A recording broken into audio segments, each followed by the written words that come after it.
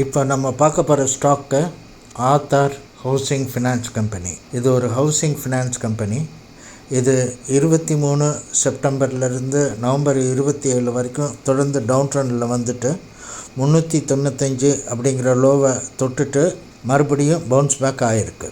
இதுக்கு 6 மாதமாக ஒரு சப்போர்ட் லைன் இருக்குது. அதிலே தான் இது ட்ராவல் பண்ணிட்டு வருது. நேற்று 3% ஏறி 426 ரூபாயிலிருந்து 449 ரூபா 95 பைசா வரைக்கும் ஏறிட்டு மறுபடியும் 433 ரூபா 75 பைசாவில் க்ளோஸ் வச்சுருக்கு. இதுக்கு ட்ரெண்ட் லைன் பிரேக் அவுட்டும் ரெசிஸ்டன்ஸ் பிரேக் அவுட்டும் ஒரே இடத்துல தான் வருது, 450 ரூபாயில்.